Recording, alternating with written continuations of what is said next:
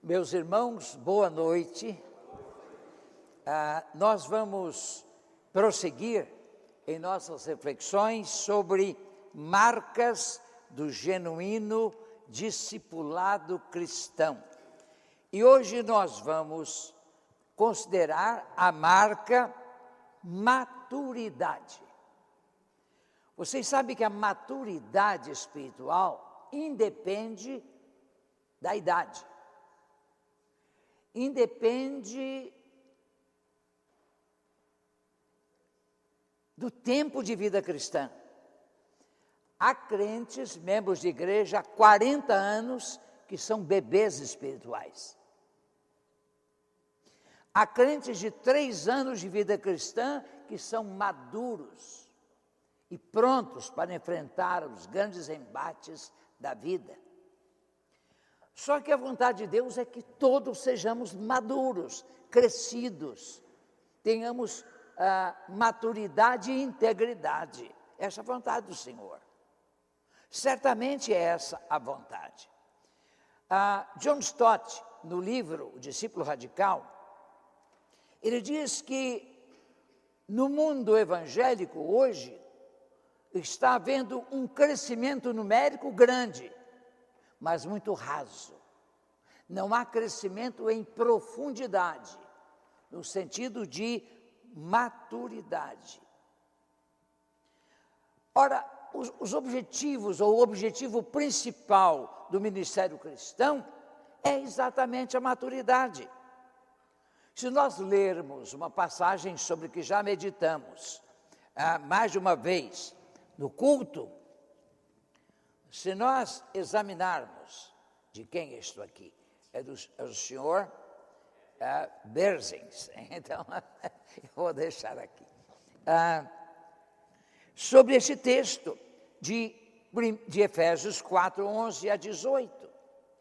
Agora, Paulo nos dá a informação de que o propósito de seu ministério, e ele é paradigma, ele é modelo para todo o ministério cristão, ministério eclesiástico, está em Colossenses 1, 24 a 29. Eu peço que essa passagem bíblica seja reproduzida. Vejam só o que diz o apóstolo Paulo. Agora me alegro nos meus sofrimentos. Como é que pode a gente se alegrar nos sofrimentos? Pois é, o crente maduro pode se alegrar, porque sabe que no meio dos seus sofrimentos, o Senhor está. No meio da fornalha ardente está o Senhor para caminhar conosco. Como testemunham, não é? Ananias, Misael e Azarias, Sadraque, Mesaque e Abednego. Eu me alegro nos meus sofrimentos por vós e completo no meu corpo o que resta do sofrimento de Cristo por amor de seu corpo, que é a igreja, da qual me tornei ministro, segundo o chamado de Deus, que me foi concedido para convosco, a fim de tornar plenamente conhecida a palavra de Deus. Este é o objetivo do ministério cristão, tornar plenamente conhecida a palavra, isto é, inteiramente. O pregador cristão não despreza nenhuma parte da Escritura. Paulo vai dizer aos irmãos líderes da igreja de Éfeso que ele nunca deixara de pregar todo o conselho de Deus. Então, a palavra. Uma vez, conta um autor americano, uma vez houve a consagração de um pastor presbiteriano dos Estados Unidos, e depois da consagração, o pastor tem a responsabilidade de pregar. É o sermão primeiro do pastor novo consagrado, a responsabilidade grande. Antes de ele começar subiram ao púlpito diáconos e presbíteros, aproximaram-se do pastor e disseram: pastor, se um dia qualquer de nós, ou todos nós juntos, pedimos ao Senhor que não pregue determinada parte da Bíblia, por favor, por amor de Deus, não nos atenda. Apegue-se ao mastro da palavra de Deus. Pregue a palavra. Então, esse é o objetivo. Eu não me nego a pregar nenhuma passagem bíblica. Vocês me pediram: pastor, pode pregar sobre tal texto? Eu prego. Porque toda ela é a palavra de Deus. Mas veja o que ele diz. O mistério da graça de Deus, que alcança judeus e gentios, que alcança os pecadores maiores, que faz das divisões, das paredes, um meio de aplanar e produzir a unidade. Um mistério que esteve oculto durante séculos e gerações, mas que agora foi manifesto aos seus santos, a quem Deus, entre os gentios, quis dar a conhecer as riquezas da glória deste mistério, a saber, Cristo em vós, esperança da glória. Ele quer formar Cristo em cada crente, porque isso é garantia da glória e garantia do êxito da igreja no mundo. E ele continua: a ele, isto é, a Cristo, anunciamos, é a pregação, é o querigma, aconselhando, é o ministério do aconselhamento paraclético. Paráclese significa o conselheiro. E ensinando, é o ministério didático da igreja. Então, a igreja, através da pregação do púlpito, através do aconselhamento pessoal, através do ensino da palavra, a igreja visa a levar todos os que creem à maturidade e à inteireza de caráter, à integridade. Esse é o objetivo. Agora, qual é o resultado final que Paulo espera para que apresentemos todo homem perfeito em Cristo? A palavra perfeito aí é teleios, é o homem completo, é o homem maduro, o homem que tem maturidade, homem aí no sentido genérico, homem ou mulher, o ser completo, perfeito. O Senhor não quer imaturidade. A igreja que mais fez Paulo sofrer foi a de Corinto, exatamente porque é mais imatura das igrejas, em que havia fofocas, divisões, pecado escondido. Então, Paulo vai levar essa igreja à unidade, propondo que a unidade não ocorre em torno de homens, mas em torno de Cristo. Não foi Paulo que morreu, não foi Pedro que morreu, não foi Apolo que morreu, mas foi Jesus que morreu. Em torno dele construímos a nossa unidade, a unidade da nossa fé. E nós esperamos nele. Então, integridade, maturidade, adultez. Homem perfeitamente desenvolvido, ser completamente desenvolvido, esse é o objetivo do ensino cristão, da igreja cristã. Mas eu vejo que parece que alguns crentes que têm a mente fechada, têm a mente blindada. Então o pastor fala, o pastor prega, o professor de escola dominical ensina, ele não sai do lugar, continua imaturo, briguento, cheio de mágoa, não perdoa, não tem espírito perdoador, não leva desaforo para casa, responde, agride. Isso é imaturidade. Por exemplo, Pedro não era maduro. Ele quis resolver o problema querendo matar aquele servo, não é? Que estava ali junto da multidão que levava Jesus. Ele quis matar Malco, não é isso? Malco se desviou, porque senão o pescoço seria cortado. Ele cortou o quê mesmo? A orelha. Ele cortou a orelha porque se desviou. Senão racharia a cabeça dele. Isso aqui é maturidade. O quê, gente? O ódio não pode levá-lo a desejar destruir pessoas. O amor constrói, o ódio destrói, a amargura destrói. Ora, o que é um ser humano, o que é o crente perfeitamente desenvolvido? Primeiro vamos ver as evidências de imaturidade.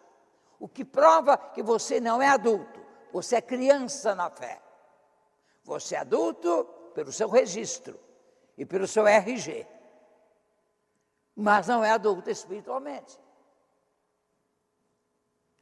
Quando eu mostro o meu CPF, as pessoas veem que eu sou lá de antigamente. 6729517, o meu RG. Não é? O meu RG, 6729517. 6 milhões ainda de cidadãos. Hoje, quantos somos? Quando eu mostro o CPF também, 043 125899704. Gente, olha, mas é antigo isso aqui. Pois é, eu sou antigo. Mas eu posso ser um sem vergonha, um desonesto, com toda a idade. Não há idade que o senhor deixe de ser bandido, se é bandido. Que deixe de ser imaturo, quando é imaturo. Mas a graça de Jesus em nós, o Espírito atuando em nós, a palavra atuando em nós, nós alcançamos a maturidade, às vezes bem pequenos, bem jovens, bem novos na fé. Em igrejas por onde andei, houve crentes de 5 anos ou 7 de vida cristã, mais confiáveis do que alguns de 50 anos de vida cristã. Parece com aquela história do professor que ensinou numa escola há 50 anos. Ele assistiu ao espetáculo de um diretor promover vários professores que tinham 5, 3, 7 anos de magistério. Mas por que, senhor diretor, eu, há 50 anos, professor desta casa, não fui promovido? Porque o senhor não foi professor 50 anos, foi um ano repetido 50 vezes. Você nunca estudou, nunca se preparou, nunca preparou aulas novas, nunca procurou crescer. Então, você repetiu 50 vezes. Os outros não, estão estudando sempre, estão se atualizando. Então, meus irmãos, há crente que tem tempo de casa, mas não tem tempo de maturidade. Não é o caso dos membros da primeira igreja batista do Brás. Estou falando dos outros, das outras igrejas por onde eu andei. A eles eu conheço melhor, não é? Vocês não. Vejam só alguns sinais. Irascibilidade. Gente se irrita à toa. Por exemplo, Tiago e João eram irritadiços. Eles eram explosivos. Por isso, eles eram chamados Boanerges, filhos do trovão. Eu costumo dizer, nunca vi um trovão mansinho. Aquele barulhinho, aquele barulho. Não, trovão é para trovejar mesmo. Há muita gente irascível. Olha, eles foram pregar numa aldeia de samaritanos, e os samaritanos não quiseram recebê-los. Eles disseram, Senhor, podemos pedir fogo do céu para consumir aquela gente? Jesus respondeu, vós não sabeis de que espírito sois. Lá na Bahia, eu preguei em 65, na igreja 2 de julho. Aliás, a igreja linda, que fica no Campo Grande, da capital baiana, perto do Teatro Municipal, a Igreja Batista Sião.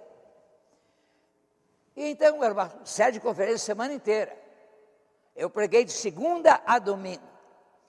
E lá para terça-feira, veio um jovem ao gabinete pastoral, e falou com o pastor Valdívio. Pastor Valdívio, a gente cola cartazes nos postes da cidade e vão à noite as pessoas lá e retiram, rasgam os cartazes. Eu tive uma ideia. A gente fazer uma instalação elétrica para eletrocutar essas pessoas. Olha, de que espírito sois? Essa irascibilidade é incompatível com a vida cristã. Pedro puxou a espada para defender Jesus. E essas pessoas, nós somos muitas vezes irascíveis. Outro sinal de imaturidade é o espírito não perdoador. Pastor, eu falo com ela, mas não quero saber de negócio com ela. Ah, você deve perdoar, irmã. Perdoo, mas não quero saber mais de conversa. Que perdão é esse? É a mesma coisa que uma ponte caiu entre uma margem e outra de um rio. Você diz, eu reconstruo a ponte, mas não passo mais por ela. Não. Você tem que fazer uma ponte bem forte, para você poder passar com um peso bem maior. Quando você perdoa, você reconstrói a ponte, você abre espaço para o diálogo e para o crescimento. Nada dizer, não quero mais nada com ele ou com ela. E alguns chegam a dizer, eu jamais procurarei essa pessoa e precisarei dela. Pois bem, esse que fala assim, vai ter uma situação, vai enfrentar uma situação em que ninguém vai aparecer, somente uma pessoa, aquela que ele disse que não receberia. Deus faz assim. Por isso eu digo às pessoas que começam a dizer, eu não quero saber nunca mais, não quero relacionamento. Não fale isso. Você vai precisar dele ou dela. Eu tenho uma maneira de lidar com os crentes, da seguinte maneira. Eu ouço críticas. Lógico, todos nós somos criticados. E ao ser criticado, eu estou em boa companhia, porque Jesus também foi. Mas quando eu recebo uma crítica e sei da crítica, eu faço uma autoanálise. Se eu vir que a pessoa tem razão, eu mudo. Não chamo a pessoa para conversar, não. Eu mudo a minha atitude. E deixo a pessoa ver. E as pessoas começam a comentar, ué, será que o pastor soube do que eu falei? Ele mudou. Agora, se eu fizer a autoavaliação e descobrir que a pessoa está absolutamente errada, injusta, eu oro pela pessoa, para que me dê a oportunidade de ser útil para ela e mostrar-lhe o amor de Cristo. Às vezes, em 15 dias, sofre um acidente, um filho adoece, a mulher é atropelada, e eu sou o primeiro a chegar. Então, não fale mal de mim injustamente, que você vai cair nessa. É sério, eu estou dizendo isso. Eu não quero mal para vocês, eu quero a oportunidade de ser bênção. E às vezes a oportunidade é a necessidade. Há um aforismo em inglês que diz, a friend in need is a friend indeed. Quer dizer, um amigo na necessidade é amigo de verdade. Eu quero ser seu amigo de verdade. Então, se falar mal de mim injustamente, pode esperar, eu chego lá. Na hora da necessidade. Porque a friend in need is a friend indeed. Bem, o espírito não perdoador, trate de perdoar. Sabe por quê? Não perdoar adoece, abrevia a vida. Você morre antes do tempo. Se você perdoa, a sua vida se alonga, tanto em qualidade como em quantidade. O perdão é um remédio, o perdão é uma bênção. Jesus viveu perdoando e morreu perdoando. Por isso que eu digo, quem quiser aprender a perdoar, vá ao Calvário. Mas quem quiser diplomar-se em perdão, fique lá.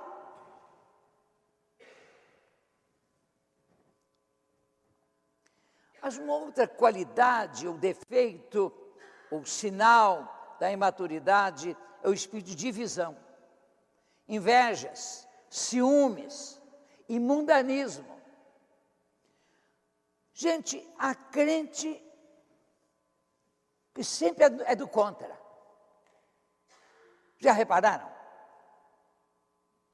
Tudo pode ir bem, mas não é tão bom assim não. O que você achou do sermão? Bonzinho. Ok, bonzinho até tem alguma coisa. O pior é quando ele diz ruinzinho. Então, não, há pessoas que não veem coisa boa. Como foi o culto? Não gostei não. Você viu como aquele irmão cantou? Cantou desafinado. Ele não notou as outras partes do culto, só a desafinação do solista. Por que você só tem ouvidos e olhos para ver o defeito? Celebre as coisas boas do culto. Eu reconheço que no começo do meu ministério, eu era muito crítico da pregação, dos outros. Então, quando o sujeito pregava sem rigor hermenêutico e homilético, eu comentava com a minha esposa, não, mas bem, olha, houve tal erro, ele pegou fora do contexto, ele levou a mensagem para outra direção, fugindo do texto, o texto foi apenas pretexto. Sabe que com a idade eu passei a tomar uma atitude diferente. Eu penso assim, Senhor, eu não sei como vai ser esse sermão. Eu sentado lá. Geralmente eu sento no meio, não sento muito atrás, não. Sentado lá. Eu estou ouvindo. Ele começa a pregar, sai do tema completamente. Digo, Senhor, que algum pedaço desse sermão possa abençoar a minha alma. Um pedaço, ele está despedaçando a Bíblia, ele está fugindo do texto, não há uma linha de pensamento, não há um começo, meio e fim, eu não sei aonde ele vai chegar, ele parece um avião que ameaça aterrissar e levanta voo de novo, e vai para longe, a gente não sabe quando vai voltar, mas Senhor, que um pedaço desta mensagem alcance e abençoe minha alma, e não é que eu sou abençoado? Com um pedacinho da mensagem. Então, eu tenho paciência hoje de ouvir. Tenho dificuldade com quem não tem capacidade de terminar. Mas eu peço a Deus a graça de aproveitar. Se, meus irmãos, outra marca, por exemplo, na igreja de Corinto, é o espírito divisivo. Eu sou de fulano, eu sou de Beltrano. Os irmãos, por favor, não comparem pastores. Deus não usa a mesma forma para construir os pastores. Ele faz a forma para um e joga fora. Cada um de nós é singular, é único. Eu sou diferente do pastor Vera Rocha. Pastor Vera Rocha é diferente de mim. Eu sou diferente do pastor Marcos. Pastor Marcos é diferente de mim.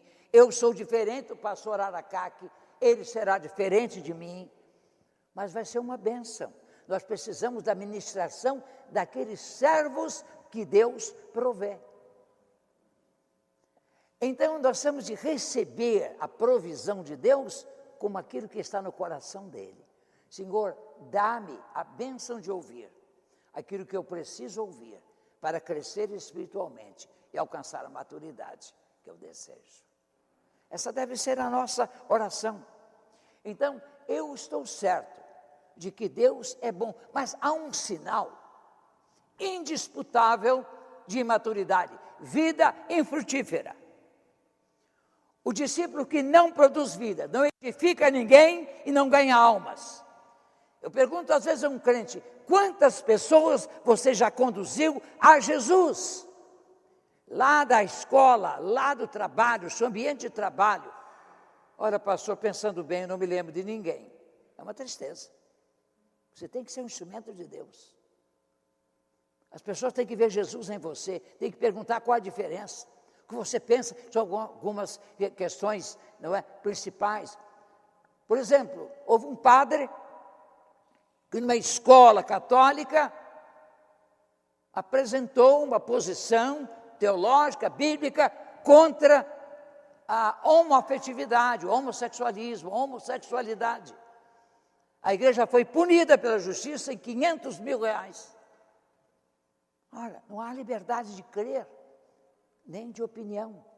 Ele falou sem ódio, ele falou sem rancor, ele expôs a palavra. Meus irmãos, nós precisamos de produzir frutos. Vejam Efésios 4:30. Eu gostaria desta porção bíblica, Efésios 4:30. Eles são espertos, eles acham logo. Vamos ver, eu não quero ser desmentido. Efésios 4:30. É que eles pensam que eu não vou mais pedir algum texto, então eles se distraem. Efésios 4:30. Sede vigilantes, né? Diz Paulo aos Coríntios. Sede vigilantes. E não entristeçais o Espírito Santo de Deus. Meus irmãos, a crente cuja ausência de produtividade, cuja esterilidade entristece o Espírito Santo. Meu servo, eu tenho você vivo para você ser bênção, para você ser testemunha, você viver robustamente e falar quando necessário. Quando lhe perguntarem por quê, quando lhe pedir a razão de sua fé, da sua esperança, e você não faz nada disso. O Espírito Santo se entristece dentro de nós, e o Espírito entristecido nos entristece. Há muito crente de cara feia. Eu vejo no culto gente de cara feia, como se fosse uma cerimônia fúnebre, e você fosse parente do morto. Entendeu? Não um amigo simplesmente, mas um parente. Não, gente, nós temos de aprender a rir na presença de Deus. A alegria do Senhor é a vossa força. Precisamos ter mais alegria no culto. Alegria na presença do Senhor. Há extremos hoje. Um extremo de, digamos, um liturgismo extremo, ou uma abertura extrema do culto chamado contemporâneo. Nós temos que ficar no meio. Ter uma liturgia, mas mais alegria, mais comunicação, mais expressão de nossa alegria. Então não há nada de ortodoxia nessa postura. Isso é uma herança católica, cara feia. Você não vê nenhum santo com sorriso. Todo santo é cara feia. Já repararam? Da arte clássica. Não é isso? Não há santo alegre. Então o crente tem que ser estonho, aquela cara feia. Lá entre os amigos, ele ri de piadas indecentes, ele ri de uma porção de coisa. Mas a igreja, sério, que santo, maravilhosamente santo, extraordinariamente santo.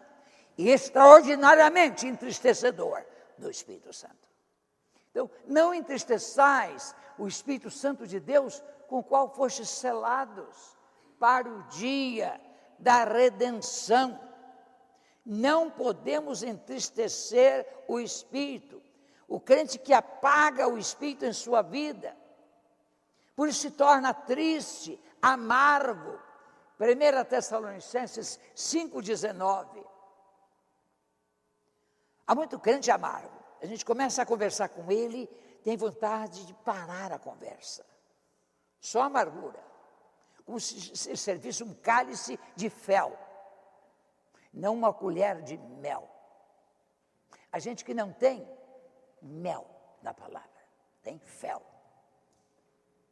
E às vezes veneno. Não apagueis o Espírito. Há crente cuja vida mostra que o Espírito se apagou dele. O Espírito está triste com ele. O Espírito não tem liberdade de agir. O Espírito repreende, mas ele não atende. Ah, como precisamos ter a maturidade que é característica do bom discípulo de Jesus. O crente não pode permanecer infrutífero. Eu vos escolhi e vos enviei para que vades e deis fruto, e o vosso fruto permaneça. É o que Jesus diz. Na parábola, ou alegoria parabólica, ou parábola alegórica da videira verdadeira. Ah, meus irmãos, como precisamos de praticar isto. Não andando no Espírito, o discípulo imaturo fica irreconhecível. A gente o vê na igreja, está no auditório, às vezes no coro, ensinando até, mas na segunda-feira, a gente não reconhece. Do ambiente de trabalho é outro, completamente outro. A linguagem, a postura, a atitude crítica, sarcástica, amargurada. Falta doçura na vida e na linguagem. Ah, meus irmãos, quais as evidências do discipulado maduro? Vamos ver na próxima quarta-feira. Aqui vimos as evidências da imaturidade, mas depois vamos ver as evidências da maturidade.